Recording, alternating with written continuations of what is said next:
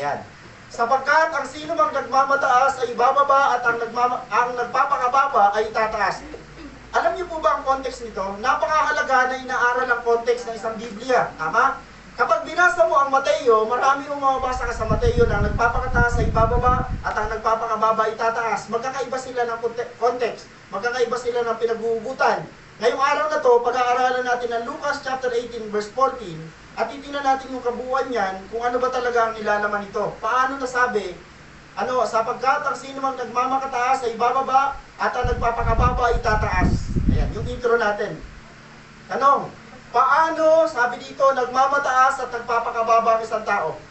Sa tingin nyo lang sa inyong sariling pananaw, sa inyong sariling isip, tinanong mo na ba ang Panginoon sa harapan niya at tinanong mo sa Kanya, Lord, nagmalaki na ba ako sa harapan nyo? O Lord, nagpakababa na ba ako sa harapan nyo? Kasi yung question natin, napakalaki, paano? Paano nagiging mayabang at paano nagiging mapagkumbaba ang isang tao sa harapan ng Panginoon? Basahin natin, ito yung konteksto. Napakahalaga na binabasa natin yung kabuuan ng isang chapter o ng isang verse para maunawaan natin ang meaning ng isang passage. Okay? Sa Lucas chapter 18 verse 9 to 14, mayroon mo diyang illustration. Okay? Ang pamagat po niyan, pag binasa po natin, sabi dito, ang talinghaga ng Pariseo at ng maniningil ng buwis. Okay, sa mga nakabasa na ho nito, maaaring natapos nyo na ho ito, pero ito ho, pag-aralan natin yung nilalaman ho niyan. May dalawang uri ng tao na makikita ho tayo dito. Sabi dito, sinabi rin niya ang talinghagang ito sa mga taong matuwid ang tingin sa sarili at hinahamak naman ng iba. Si Lord Jesus Christ na nagsasalita dito. Sabi ng Panginoon, may dalawang lalaking pumasok sa templo upang manalangin. Ang isa ay Pariseo at ang isa ay maniningil ng buwis. So dalawa, may senaryo, sabi ng Panginoong Hesus doon sa mga tao, at totoo nito, itong word ng Panginoon dito sa about sa Pariseo, ang mga audience nga tatay, mga Pariseo at mga publikano. Pag tinignan nyo yung passage. Ngayon, sabi ng Panginoon, para hindi naman sila totally matag sa puso, hindi sila totally maupay agad-agad, sabi ng Panginoon, may talinghaga. Remember, pag ginamit ni Lord yung talinghaga, it means meron siyang pinapahiwatigan. O meron siyang gustong sapulin sa message na yun. Okay? Sabi dito, tumayo ang Pariseo at nanalangin ng ganito, O Diyos, nagpapasalamat ako sa iyo sapagat hindi ako katulad ng iba. May tono. Nababasa niyo yung tono? Sabi niya, tumayo ang Pariseo at nanalangin ng ganito, O Diyos, nagpapasalamat ako sa iyo sapagat hindi ako katulad ng iba, na mga magnanakaw, mga mandaraya, mga mangangalunya, o kaya katulad ng maniningil ng buwis na ito. Grabe. Yung sinasabi ng Pariseo, dahan-dahan, pero ipupuntirya din pala niya dun sa kasama niya nag-play sa templo. Okay, tingnan natin. 2 beses akong magayuno sa isang linggo at nagbibigay rin ako ng 10 bahagi mula sa lahat ng aking kinikita. At talagang sinabi na ng lahat ng Pariseo. Sabi niya, Lord, nagtatides ako. 2 beses ako, Lord, mag-fasting. Grabe, talaga kung may lumilitaw na asal itong ano. So ngayon, sagutin natin to. Paano nagmamakataas ang isang tao? Una, matuwid ang tingin sa sarili. Mga kapatid, sa totoo lang ho, lahat tayo na nandito, sana naman ho, walang ganon. Na self-righteous. Na tingin niya sa sarili niya, hindi na siya nagkakasala. Ang tingin niya sa sarili niya ay napakalinis kumpara sa iba. So, kayabangan ho, sa harapan ng Diyos ay kayabangan ng isang tao ho, matuwid ang tingin sa sarili. Tandaan niyo po, ang righteousness na meron tayo, ay hindi ho dahil sa may ginawa tayo, kundi dahil may ginawa siya sa buhay natin. Yung righteousness na meron ka ay dahil sa ginawa ni Jesus Christ sa krus. At dahil sa ginawa ni Jesus Christ na tinanggap natin, kaya nabilang tayong mga righteous. Mga kapatid, hinahamak ang ibang tao. Ang tingin sa sarili ay malinis, ang tingin sa mga taong kasama niya, the rest, makasalanan. Yun daw ho ang ibig sabihin ng pagpapakataas. Pangatlo ho, sabi dito, laging pinagmamalaki ang mga ginagawa niya. Kinukumpara lagi ang sarili niya sa iba. Kaya honestly ho, natatakot ako bilang pastor. Natatakot ako bilang isang Kristiyano na hindi na nagkakagawa ng kasalanan. Dahil bakit ho, sa point ng buhay ng isang taong hindi na nagkakamali, hindi na nagkakasala, ano na mangyayari sa kanya, magiging mapangmusga siya. Tama po ba? Sino ho nandito ngayon na hindi na nagkakasala? Wala. Lahat tayo ho ay nagkakamali at nagkakasala pa rin. Kaya ano mga nagdarling ko ang pinag-aaralan natin, wag na wag kang huhusga sa iba Kasi bakit po, bago mo daw husgahan ang iba, kailangan tingnan mo muna yung sarili. Amen ho? Matuwid ho ang tingin sa sarili, hinahamak ang ibang tao, laging pinagmamalaki ang mga ginawa niya, ang total ho niyan ay nagmamataas. Ayan. So ngayon, punta tayo sa pangalawa. Paano naman nagpapakababa ang isang tao? Samantala, ang maniningil ng buwis naman ay nakatayo sa malayo, hindi na halos ito pumasok sa templo. Sabi niya, di man lamang makatingin sa langit. Grabe yung illustration. Ito yung Pariseo, nandun siya sa loob ng templo, grabe, may boldness siya, mayabang siya, maangas siya, kasi bakit ito ang tingin sa sarili? Dahil nagtatides, nagpipray, nagpapasting, ang tingin niya sa sarili niya, ayos na ayos sa sarapan ni Lord. Kaya bangan ang nangyari. Ito ho, makasalanan. Ito, makasalanan. Samantala, ang maniningil ng buwis naman nakatayo sa malayo at di man lamang makatingin sa langit. Grabe. Dinadagukan niya ang kanyang dibdib. Ang tindi ng conviction sa kanya. May something na ginagawa ang Diyos sa kanyang puso kasi kinukonvict siya. Gawain ng banal na espiritu na i-convict ang ating puso. Mga kapatid, kapag wala ka ng conviction sa panahong gumagawa ka ng mali, matakot ka na sa Diyos. It means wala ka ng banal na espiritu na nagsasabi sa iyong mali ang ginagawa mo. Sino dito ang nakakaramdam na sa panahong gagawa ka ng kasalanan, sa panahong gagawa ka ng kasinungalingan, may something na matigas, may something na matinding kalabog. Kasi bakit ito? May banal na espiritu na nagkukundik, huwag mong gawin ang bagay na yan. Dinadagukan niya ang kanyang dibdib at sinasabi niya, O Diyos, mahabag po kayo sa akin na isang makasalanan. Honest. Nung pumunta ka ngayong araw na to sa simbahang ito, sana ho naging honest ka kay Lord. Okay, sabi niya, sinasabi ko sa inyo, ang lalaking ito ay umuwing matuwid sa harapan ng Diyos at hindi ang Pariseo. Tingnan niyo ho. Pareho sila nag-pray, pareho silang, at totoo ho, nandun na sila sa point na talagang yung presensya ng Panginoon, kung tutusin, pareho nilang mararanasan. Pero ho, ano nangyari sa kanila? Magkaiba yung way nila. Yung isa, ang husay magsalita, ang husay mag-pray, ang husay na mga ginawa niya sa kanyang buhay, etong isa naman ho, halos walang ginawa. Halos ang dumi-dumi ng tingin sa sarili. So ngayon ho, ang sabi dito, paano? Number one ho, para ho, ang isang tao ay maging mapagpakumbaba sa harapan ng Diyos, number one, lalapit ka sa Diyos. Mga kapatid, lalapit ka sa Diyos. Kapag ang isang tao ay hindi natutong lumapit sa Diyos, mananatili siyang mayabang sa harapan ng Diyos. Ulitin ko ha, ngayong araw na to, si Lord ang dahilan kung bakit ka may buhay. Ngayong araw na to, si Lord ang dahilan kung bakit may pagkakataon ka pa para magano, para kumita. Si Lord ang lahat na may dahilan. Ngayon, ano reason natin para hindi lumapit kay Lord? Si Lord ang dapat nating lapitan dahil si Lord ang nagbigay sa atin na meron tayo ngayon. Amen o ba? Pagpapakababa na pala sa harapan ni Lord yun. Yung maniningil na buwis, papasok pa lang, papunta pa lang sa templo, honest na siya, lumalapit sa kay Lord kasi may pangalawa siyang gagawin. Sabi dito, ang mapagpakumbabang tao ay umaamin sa kanyang mga pagkukulang sa Diyos. Sabi niya sa Panginoon, Lord, halos sa totoo lang, may mga prayer tayo na hindi na lumalabas sa bibig, tumutulo na lang sa mata. Alin doon ang powerful? Pareho. Parehong powerful ang isang panalangin na galing sa bibig at galing sa mata. Basta galing pareho sa puso. Tama? Yung Pariseo, sa totoo lang, boldness na sinasabi niya, matatas na sinasabi. Kaya lang ang question doon, galing ba saan yun? Okay? Lumapit ang maniningil ng buhay sa Diyos. Pangalawa, umaamin sa kanyang mga pagkukulang. At ang sabi dito, humingi ng habag at tulong sa Diyos. Yan ho yung mga mapagpakumbabang tao. Umaamin na kailangan niya ang Diyos sa kanyang buhay. Nandito ka ba ngayon dahil umaamin ka sa Panginoon na, Lord, without you, I am nothing. Pag wala ka, Panginoon, wala rin ako. Amen o? Panglas, sabi niya dito, umaasa sa habag at tulong ng Diyos. At ang sabi ng Biblia, sinasabi ko sa inyo, ang lalaking ito ay umuwing matuwid sa harapan ng Diyos at hindi ang Pariseo. Siya ho ang tinugon ng Diyos sa kanyang panalangin. Amen. Sabi niya, Panginoon, ang dumi-dumi ko. Panginoon, ang dungis-dungis ko, Lord, makasalanan ako. Pag uwi niya, malinis siya. Yung Pariseo, madumi. Sino ho tayo sa dalawa? Mga kapatid, pag lalapit ka sa Lord, alamin mo sa sarili mo, maging honest ka si Lord ang kausap natin. Basa niya ang isip, basa niya ang puso, then wala tayong dapat ilihim sa Diyos. Amen? Okay, sabi dito, sapagkat ang sino mang nagmamakataas ay ibababa at ang nagpapakababa ay itataas, then nalaman natin ngayon yung word na nagpapakababa. Ang definition niyan, yun 4. So ang salitang nagpapakababa, ibig sabihin lumalapit sa Diyos, umaamin sa kanyang pagkukulang sa Diyos, humihingi ng habag at tulong sa Diyos, at umaasa sa habag ng Diyos. Mga kapatid, mapagpakumbaba ang taong marunong umamin sa kanyang kalagayan sa harapan ng Diyos. Kapatid, kung nahihirapan ka, amin ka.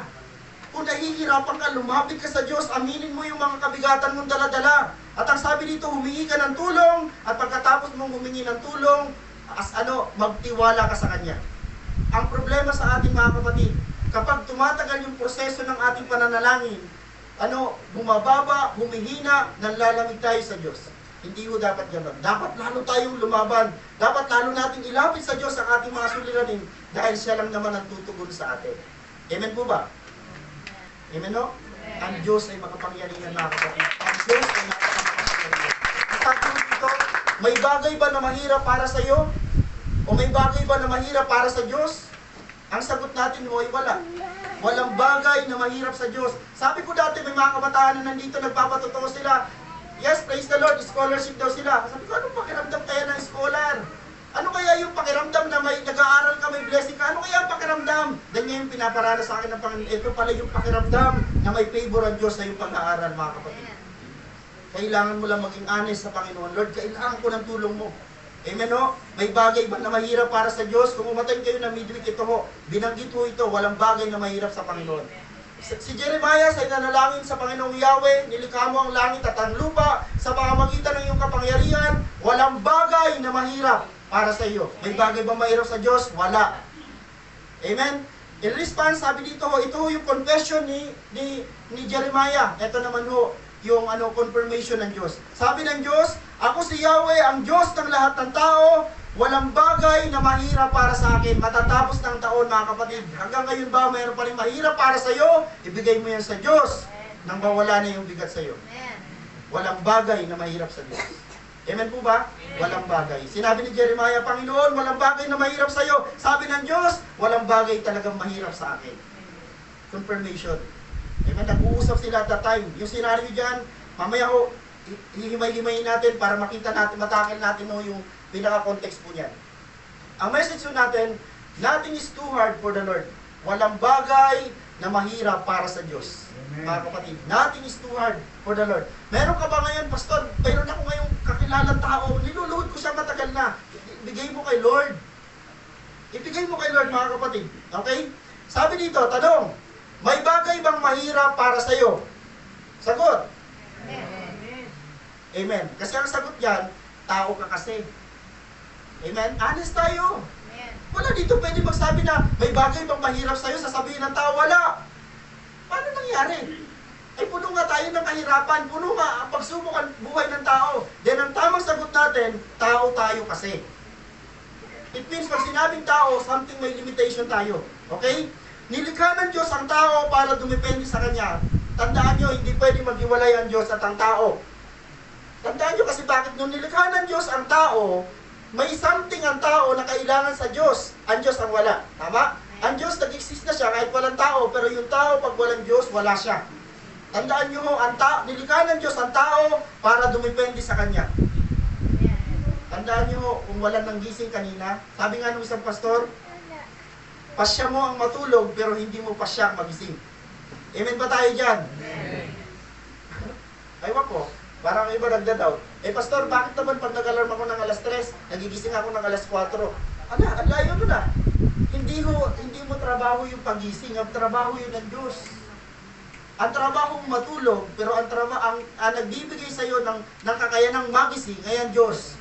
Marami nang natulog na hindi na nagising. Ngayong araw na to, sabi ko sa iyo, napaka-bless mo. Kaya imposible hindi ka maging masaya kasi ang dami ngayong araw na to, patay na.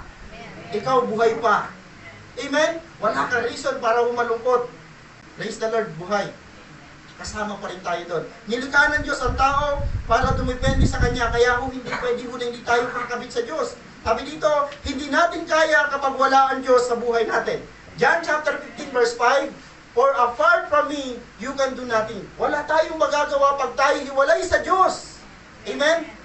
Alam niyo ang context niyan? Si Jesus ang puno ng ubas.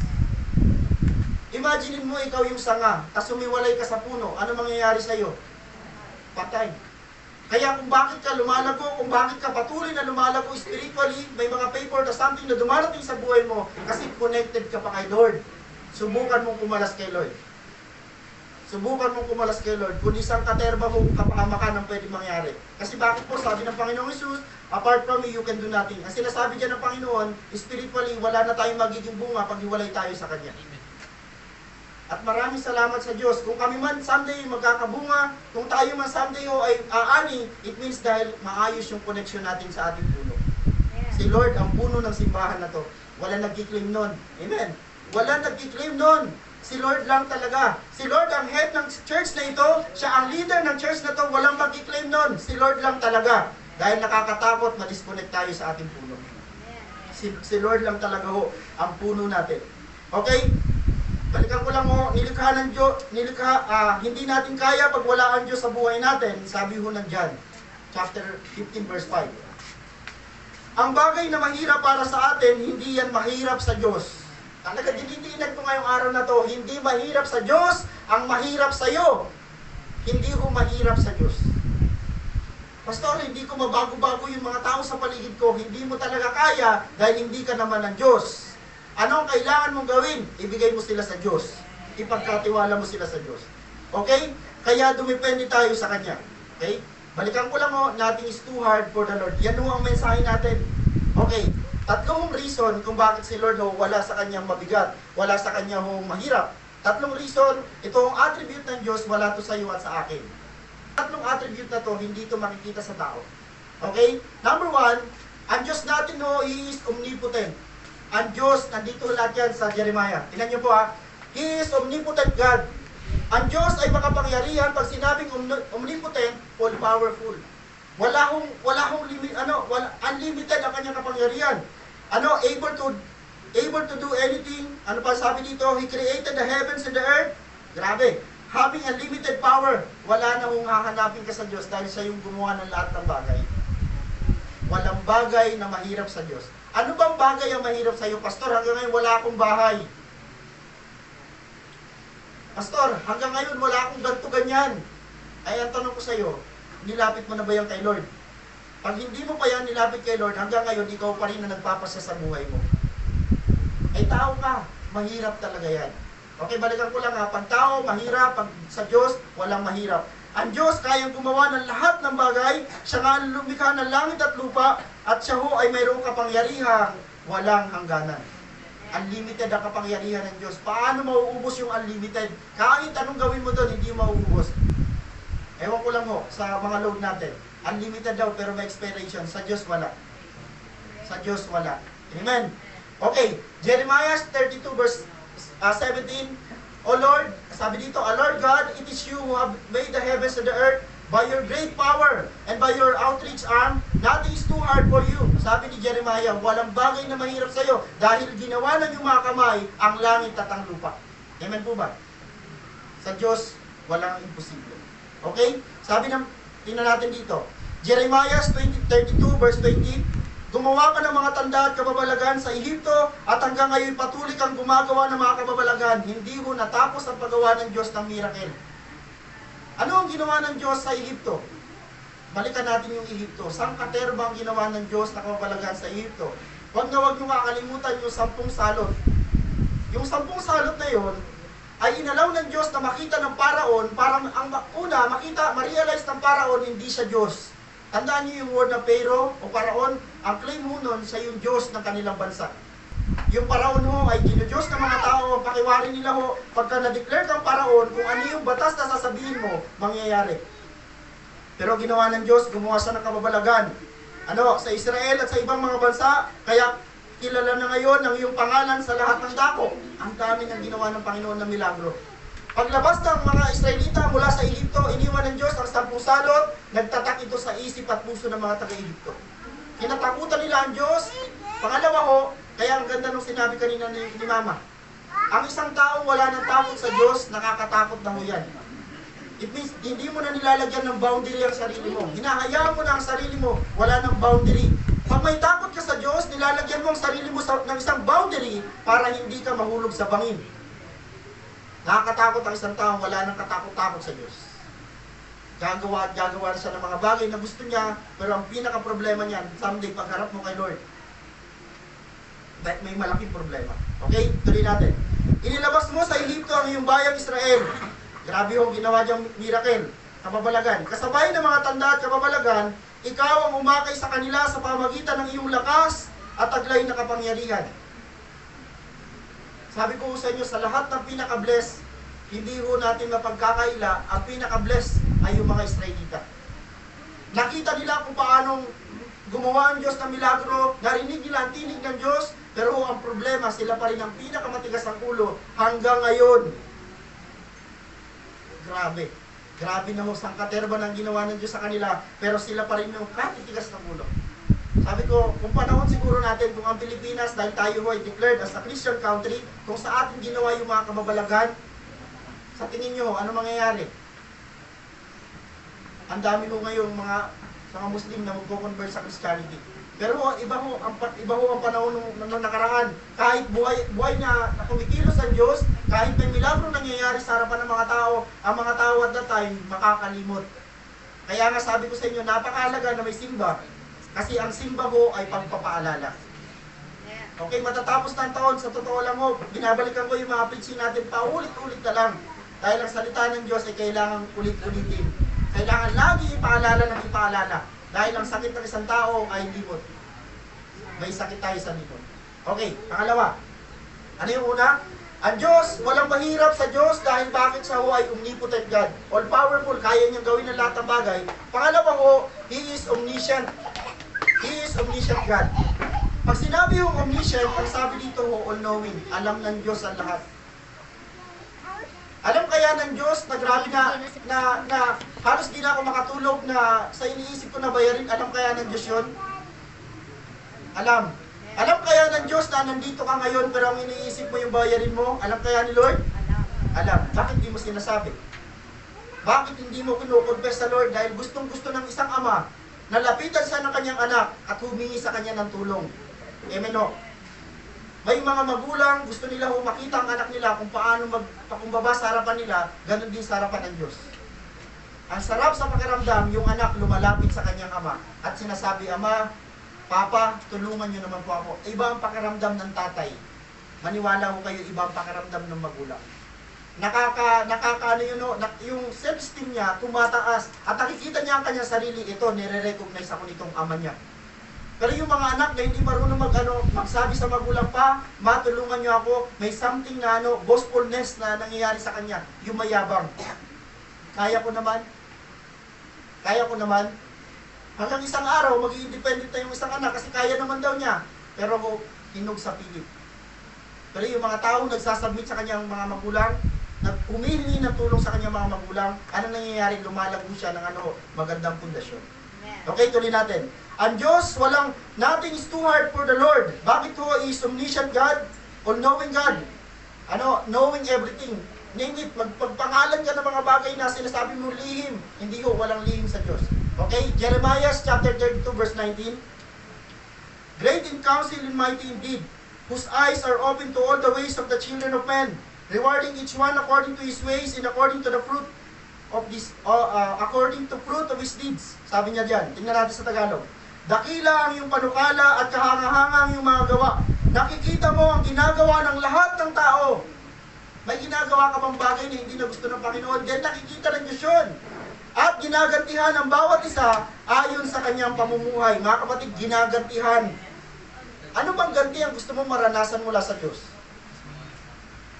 Ang Diyos, pag may ginawa ka mabuti, yung ganti sa'yo ng Diyos, higit na mabuti. Mga kapatid. Pero pag may ginawa ka sa kanya isang bagay na hindi maganda, kahit magtago ka, anong mangyayari? Wala akong lihim sa Diyos. Naalala niyo si Jonas? Si Jonas may ginawa siya masama sa Diyos. Ano sabi ng Biblia? Ano siya? Nag-plead. Ibig sabihin, tumakas siya sa Diyos. May ginawa siya sa Diyos. At alam ka naman, hindi maalala ng Diyos yun. Tinandaan ng Diyos.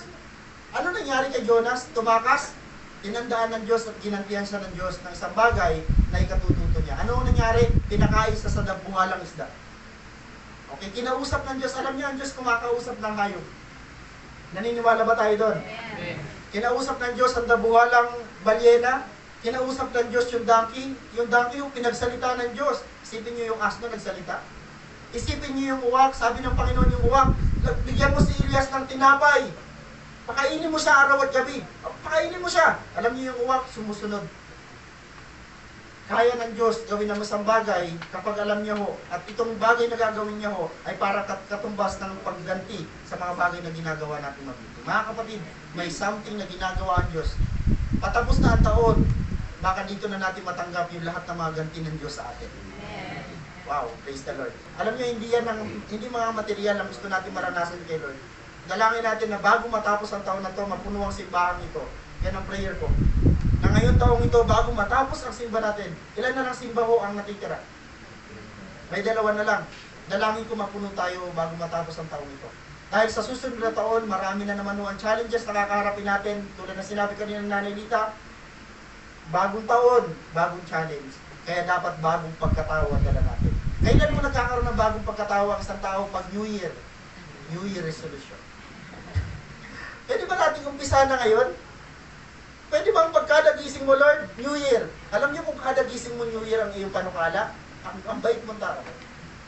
Lagi kang may New Year resolution. Pag-isip mo ng umaga, Lord, salamat sa bagong taon na to. Then New Year resolution ko to.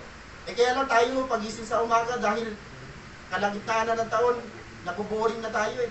Kasi lagi natin ang iniisip natin, pag December lang masaya. Hindi ho. Araw-araw ka dapat masaya. Amen. Araw-araw ka dapat masaya. Okay? Pangatlo, dito tayo magtatapos. Nothing is too hard for the Lord because He is omnipresent. Ang Diyos ay nasa lahat ng dako. Ito, sabi, present everywhere at the same time. Sabi ko sa inyo, itong katangian ng Diyos na ito, omnipotent, omniscient, at saka omnipresent, ay katangian lang ng Diyos. Sabi ng mga iglesia ni Kristo, si Jesus Christ ay hindi siya Diyos dahil hindi siya omnipresent. Pwede ba tayo maniwala doon? Alam niyo, sa totoo lang, nung tao siya, talagang hindi siya omnipresent. Kasi kung nandun siya sa Israel, wala siya saan? Sa Pilipinas. Nung tao siya. Kaya lang ho, bumalik na siya sa kanyang bumalik na si Jesus Christ sa langit, bumalik na siya sa trono niya. Bago bumaba si Jesus Christ na nagkatawang tao, siya ho ay Diyos. Okay? He is omnipresent God, ibig sabihin present everywhere at the same time. Ibig sabihin, habang tayo ngayon ay nag-worship sa lugar ng Nyogan, nag-worship sa Tagaytay, nag-worship sa iba't ibang lugar, nandun din ang Diyos. Amen. Napaka-bless natin. Amen? Kaya lang mo, ang iba, ginagamit ito bilang trap. Sabi ng iba na ayaw na magsimba, ay nandun naman si Lord sa bahay.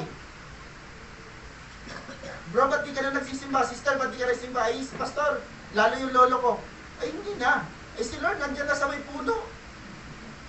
Di ba mga uturo ng mga matatanda, andyan lang daw si Lord sa puno. Wala naman mali. Kaya lang ho, pag simba, gusto ng Diyos makita tayo ng buo. Kasi kaya nga mayroong simbahan para makita yung gathering. Amen. Masarap din kaya may magkakapanagbo tayo. Sige, kung yung patakaran na gano'n, ay susundin natin, marami na ho nandun ngayon sa puno-puno. May nandun sa puno ng saging, nandun na naman si Lord. Hindi ho. Pag-araw ng simba, i-prepare natin ang ating puso sa isang proper na lugar. Amen no? Dito mo sa sanctuaryo ng Panginoon. Ang Diyos ay omnipresent. Nasa lahat sa nandako. Okay? Jeremiah 23 verse 23 sabi dito, ako ay Diyos na nasa lahat ng dako at hindi nananatili sa isang lugar lamang. Malinaw.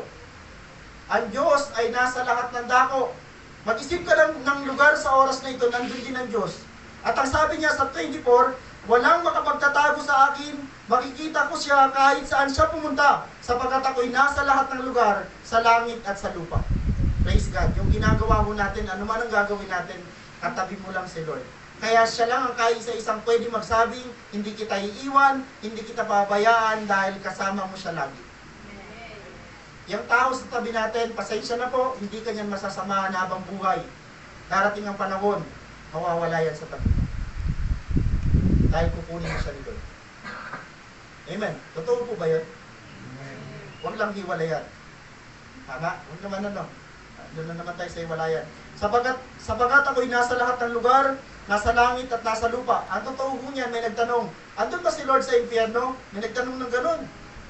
Pastor, kung si Lord ay nasa lahat ng dako, nandun ba ang Diyos sa impyerno? Yes, nandun ang Diyos. Nasa lahat ng dako ang Diyos.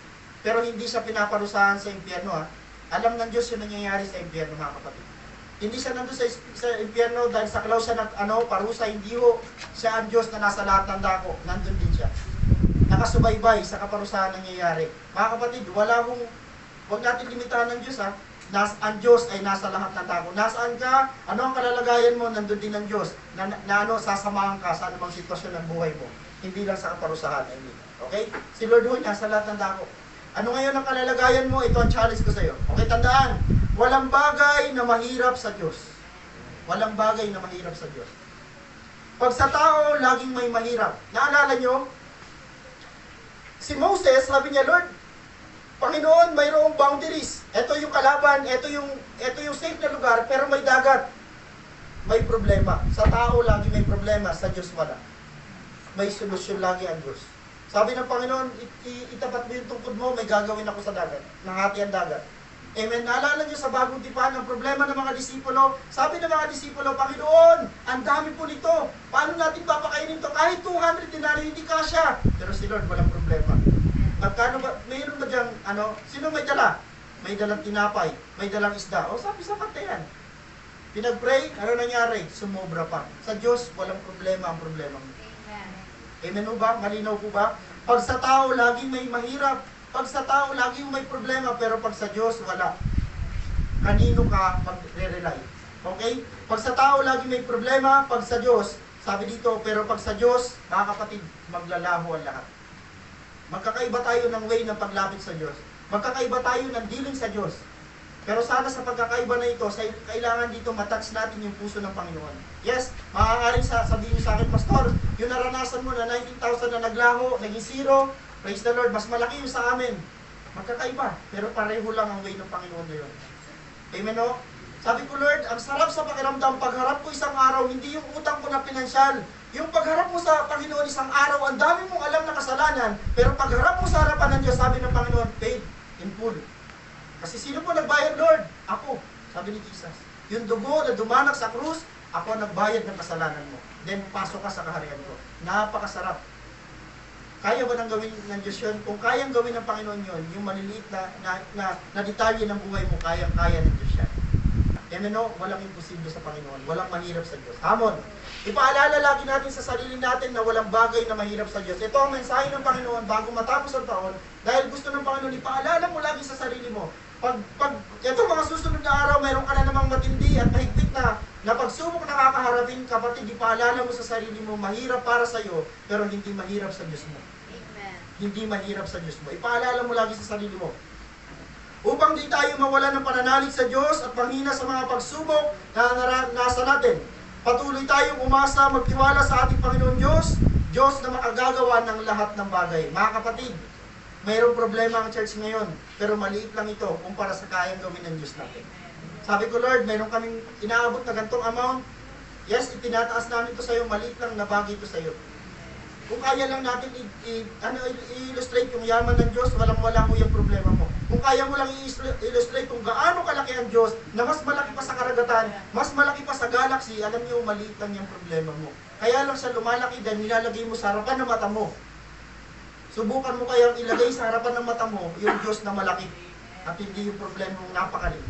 Mga kapatid, yan ang mensahe ng Panginoon sa araw na to. Pwede ba natin palakpakan ng Panginoon? Amen? Nothing is too hard for the Lord. Sa Diyos po ang papuri.